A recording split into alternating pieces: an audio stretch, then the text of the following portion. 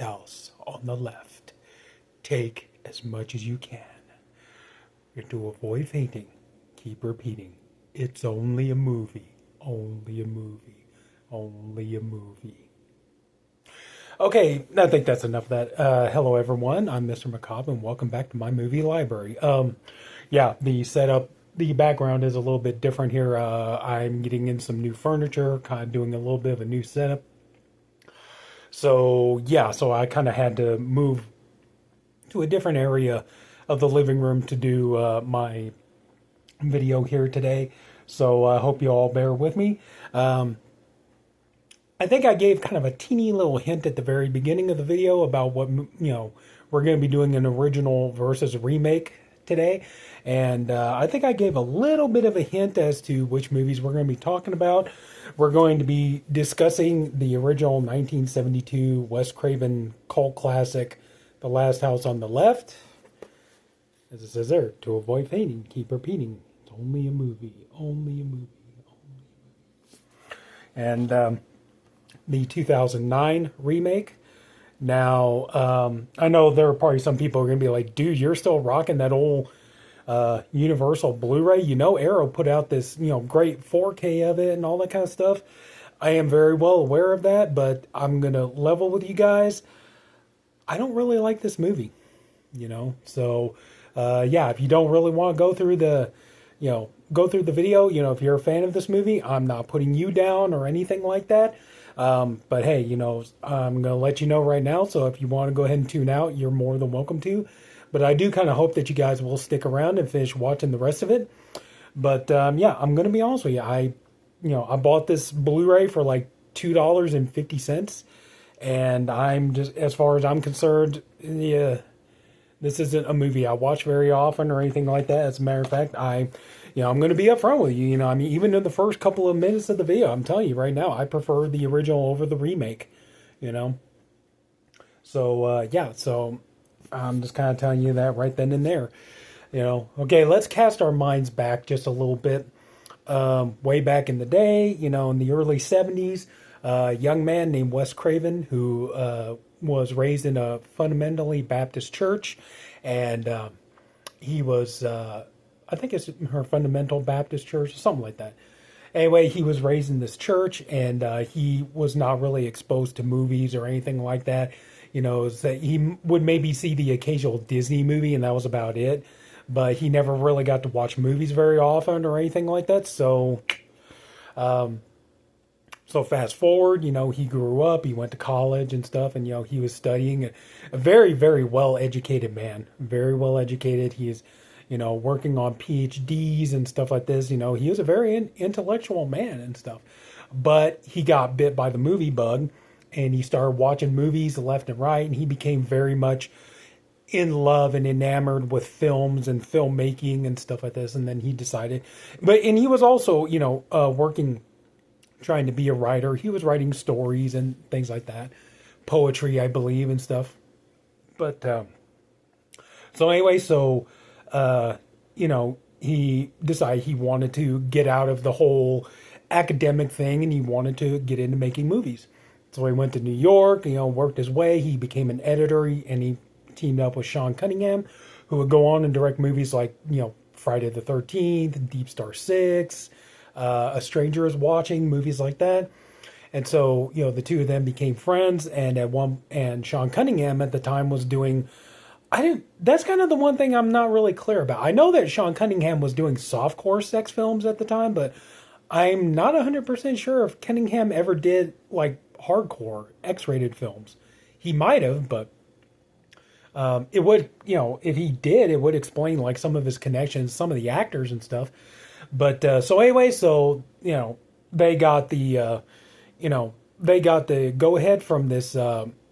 distributor who wanted to make a horror film, and so Craven, who never saw a horror movie, never knew what a horror movie was really or anything like that, was tasked to make a horror film. And so he went and he wrote this script, Last House on the Left. Now the movie is a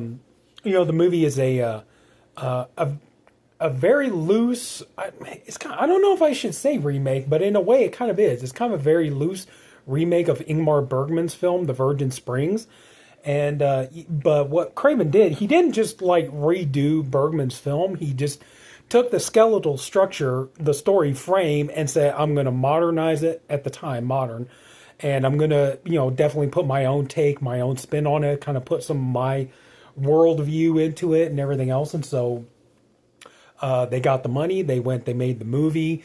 They ended up using a couple of. Well, that was kind of the thing. You know, I know at least two of the actors, Fred Lincoln and Lucy Grantham. They were both adult film stars at the time, and I believe that some of the people who worked behind the scenes also worked in the adult film industry, the New York adult film industry at the time. So yeah, so they had connections there and stuff. But real quick side note though, yeah, Fred Lincoln is probably one of my least favorite people involved with this movie. Is he on? Yeah, he's right there. You see, he played Weasel in the film. Honestly, like through years of watching interviews and stuff like that with him, I was never a fan of this guy. He always kind of irritated me. Mostly because, like, just for so many years, he insulted the film, he decried the film, and just talked crap about it the entire time, saying it was the worst script he had ever read, it was the biggest piece of crap, and everything else. And he say he wished he could have forgotten that he was ever in this movie and everything else. But then this guy will turn around and sit there and bitch and complain because his name was on the movie poster. It's like, pick a lane, bro. It's like, damn, are you mad because, is this movie the biggest piece of crap turd that's ever been made? Or, or it's like, now you're mad because your damn name was on the poster, It's like, and you're sitting there, oh, I wish I could have forgotten that I was in the movie. It's like, yeah, that guy just always kind of pissed me off. I was never a fan of that guy, to be honest with you. I don't care how many porn actresses he's been with. I don't care. But anyway, so, yeah, they made the movie, and, Craven, and I think that, I know a lot of people consider this like a detriment to the original film, but to me, I kind of always saw it as something of a positive, I guess you could say, is the complete lack of experience that Craven had when he made this movie. In my opinion, it kind of helps it in a way because, here is a guy who, like, he had no clue about how to make a horror film. If I remember, I think in an interview, I think after he had made this film, like he had never really seen a horror film. He didn't really know how to tell a story in a horror film. He didn't know the structure or the formula of terror films and stuff like this. And I think after he made this movie, then his friends and everything else like suggested to him movies to go see. Like if you want, if you're ever gonna make another horror movie, which thank God he did. Even though I know, that's one thing that's been bugging me for, over the last number of years is I am a huge Wes Craven fan. He was one of my absolute favorite writer-directors. I watched all of his movies growing up and stuff. I always thought, there are movies of his that people think are just the biggest pieces of trash, but I always loved. And, and I just always been a big, huge fan of Wes Craven and stuff like that. But, but anyway, but the thing that bugs me is like the last number of years, people say, well, Wes Craven really only made two good movies, Nightmare on Elm Street and Scream. Those were the only good movies he made. I beg to differ. I think that, Serpent and the Rainbow, I know people crap on Deadly Blessing. I like that movie, Deadly Blessing, and just so many other ones, People Under the Stairs, Shocker, all that kind of stuff. I think he made a number of really, really damn good films. So, but anyway, though, going back to it, but I do think that honestly, the fact that like here was a man who had no clue how to make a horror film, and he admitted in videos, in interviews and stuff that he had done, he said, like he came right out and said, he's like, I have no idea what the hell I was doing. He's like, I never seen horror films. I didn't know the formula or the structure. I didn't know how to write a horror film and stuff like this. So I think personally that, a lot of that inexperience kind of added to some of this in a way. I know a lot of people see that as the downside of it.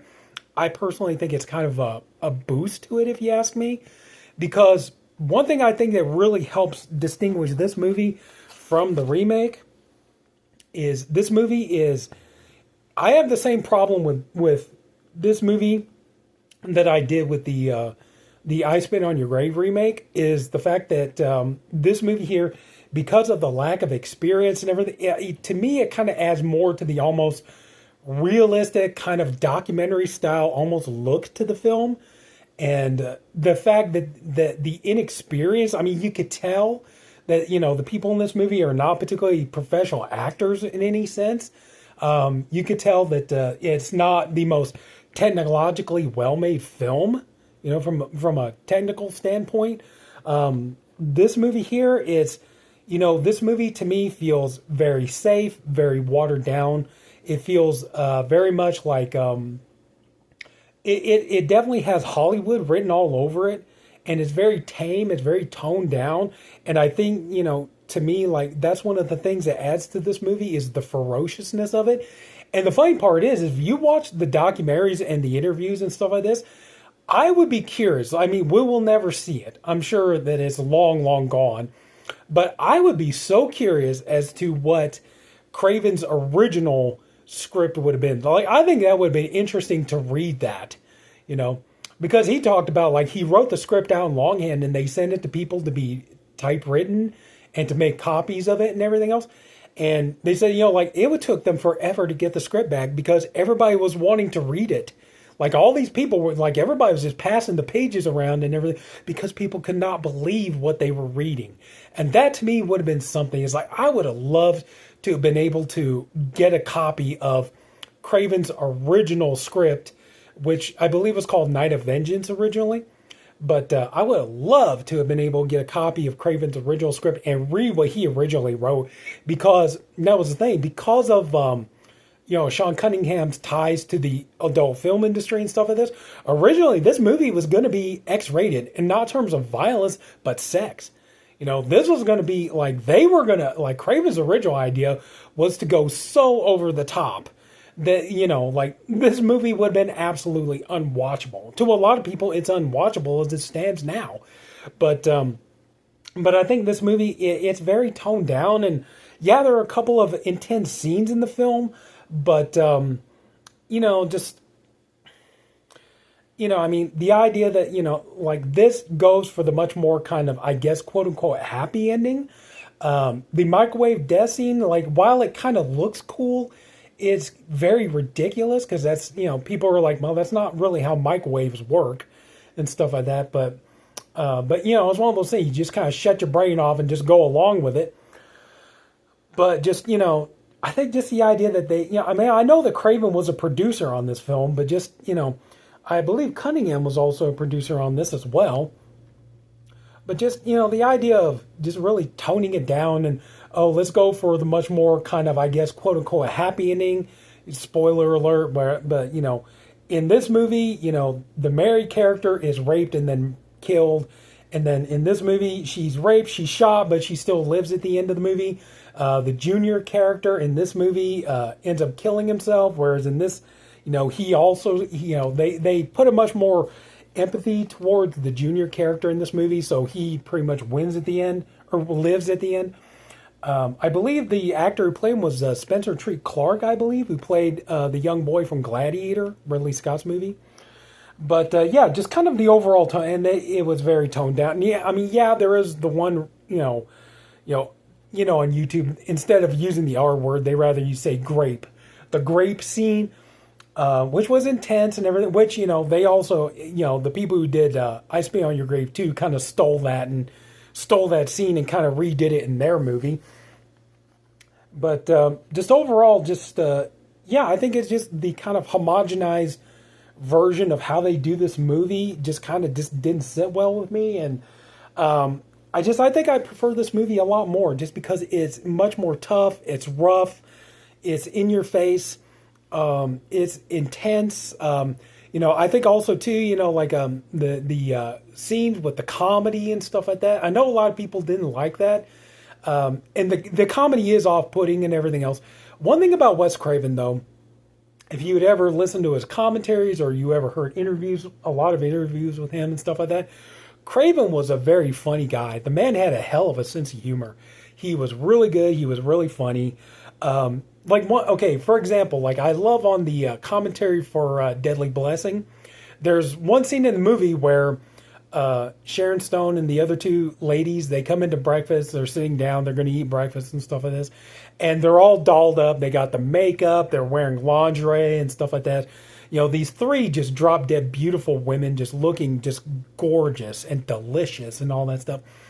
And on the commentary, the moderator told Craven, you know, was like, you know, Wes, you know, that's really kind of trying to suspend people's disbelief that, you know, women are going to come into, you know, women are going to come in and sit down to breakfast. They just get out of bed and they're going to come in and sit down to breakfast. And, you know, they're wearing makeup and lingerie and all that kind of stuff. That's not realistic. And Craven's response to that was, well, I thought the whole point of movies was to show people things you don't see in real life. You know, that was the thing. Craven was a very funny guy. He had a hell of a sense of humor. And you definitely get that. If you watch his commentaries and stuff, you definitely pick that up on a lot of his commentaries, even this commentary, you know, so, but just, you know, but to me, I think that's really what makes this movie work is just, and that's why I love it more, you know, and like I said, this here, it's so rough and tough the way it's done. You know, the people in the movie, you don't recognize them. You know, you had to be like, you know, like somebody in the 70s New York to recognize any of these actors. You know, so most of you didn't recognize anybody in this movie. You know, the scenes, you know, definitely have a, you know, the more horrific scenes have a documentary, you are there kind of feel to them. And just, you know, the ferociousness and viciousness of the killers and stuff. And then, you know, of course, this movie, you know, really launched, David Hess, who played Krug there, launched him into becoming one of the big horror icons of all time. And this movie, you know, had some pretty deep social commentary, you know, for the time it was made. You know, you had, you know, there was talk about the war and there was talk about women's liberation, things like this. You know, there's like a little, you know, it's kind of done in kind of a comedic way, but, you know, kind of doing the talk about, you know, women not wearing brasiers and stuff like bras, things like that.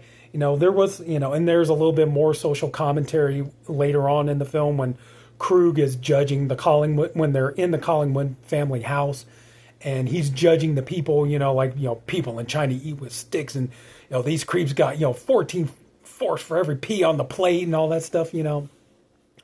So, you know, there was some intelligence put into this film and stuff like that, but I think just, you know, the fact that it does come across as so unhinged, and that the psychos really do come across as psychos and everything. But that's what I'm saying, you know, it's like, and to me, it's kind of like in the remake, it really is off-putting because when you see, I don't know if you can see that there, but like the villainous characters, you look at the Krug character standing next to the Junior character, they look almost about the same age, you know, it's like, it made me kind of laugh. And to me, it was unintentionally funny because I was looking at it as like, dude, you're this kid's father. Did you conceive him when you were 2 years old? You know, it's like you two look about the same age, you know, you don't look any different. So, there are just things about this movie. And mostly it's just the, you know, just the more homogenized version of this film I don't really care for that much. Whereas the original film, I like, you know, and also too, you know, it was that thing of being a young man. I watched this movie when I was a young, what was I about? Yeah, I think I was about 11. This was definitely not the age to be watching a movie like this. But, you know, it was that kind of cool factor, you know, when you were young and you're watching these movies that like, you know, you're like, I'm watching this movie that I feel like I should not be watching. You know, this movie, you know, and there was that kind of cool factor to it. You know, you feel like you're being, you know, you feel like you're, wow, you know, I'm watching stuff that nobody gets a chance to see, you know, or very few people get the chance to see and all that. Certainly not, you know, 11-year-old kids get the chance to see it and stuff. So anyway, so, you know, yeah, just there was a lot of that too. And just, you know, and, you know, this is, you know, for, you know, an R&R film, I'll just say that. You know, I like the idea that, you know, both of the parents took revenge in this one. It wasn't just the father. In the original, The Virgin Spring, the father, played by Max von Sydow, I did see the movie. If you ever get a chance, if you're ever curious, watch Virgin Spring. It's a little bit slow paced, but it is a good movie, and it definitely keeps you enthralled. I'll tell you that much. But in the original movie, Virgin Spring, it was the father, played by Max von Sydow, who takes revenge on on the horrible people. In this one, the mother and the father, you know, takes revenge on the terrible people. And one thing I will say though too, that is like, definitely, I know. Like I said, this is a much more homogenized version of this movie, but this is an R&R film. If you're familiar with R&R films, where's the penis mutilation? There's no penis mutilation in this movie. The Weasel character, in this movie, the Weasel character gets his wing wang bitten off, and by the mother. In this one, the Weasel character tries to seduce the mom, and she, he ends up getting his hand caught in the garbage disposal and stuff like that. Also, too, like I said, because this is so, none of the actors in this movie were memorable or anything. Like I said, you had to be like in New York 1970s to recognize any of these actors. So so it feels a little bit more real when you have unknowns, and if they're selling it, which David Hess definitely did sell it, for sure. The two girls who played, Phyllis and Mary, I think they both did a good job. The scenes in the woods are very unsettling to watch, and it's graphic and it's gruesome and perverted and everything else. Whereas here it's kind of more toned down. Yeah, in this movie, I believe the character's name is Paige. Her death scene is unsettling, and it's going right in the middle of a grave scene and stuff like that. So it is hard to watch, admittedly, but at the same time, though, too, it doesn't really help when you have name actors in this movie. You got, I've said it before. It's like when, you do a remake and you put these Hollywood actors into it. In this case, you have Tony Goldwyn from, we recognize him from movies like Ghost and Friday the 13th Part 6, Jason Lives, and on and on. We remember Tony Goldwyn. And you got Monica Potter, who you remember from movies like Saw and Along Came the Spider and things like that. Like I said, Spencer Treat Clark, you remember from Gladiator, and Sarah Paxton, seeing her in a zillion things and stuff. So to me, it kind of takes it out of it. And it kind of is a little bit more believable and unsettling when it's actors that you don't know, faces you haven't seen before. But just overall, just for sheer unsettling, and and just like I said, I think that the misplaced humor and everything else, and the very amateurish feel of the film, kind of definitely helps it, and just kind of makes it feel a little bit more believable, a little bit more interesting, a little bit more vicious and cruel, and definitely a downer of a film and everything. So. But yeah, I don't think that there's much more I could say. I know some people, you're just being a Wes Craven horror. You know what? So what if I am? But yeah, I'm sorry. I don't care for the remake. That's just my personal preference. If you love the remake, that's great. I wish I was you. I wish I could enjoy it more. But just when it comes right down to it, it's like, the original Last House on the Left is going to be my favorite movie. So versus the remake, it's my most favorite Wes Craven movie. No, but, it's definitely up there, so like I said, I just like the rough and tough raw feel of it, and just the very amateurish feel I feel like helps the film, and just, the gruesomeness of it, and, the disturbing scenes and everything else, so, and, I do think some of the performances, not Fred Lincoln, but, David Hess, I think, did a good job. The two girls who played, Mary and Phyllis, I think they did a good job, and stuff like that. So, but yeah, so anyway, I think it's about time to wrap this up, but, yeah, I'm sorry, but, in the battle between, The Last House on the Left, the original, the remake, I'm sticking with the original.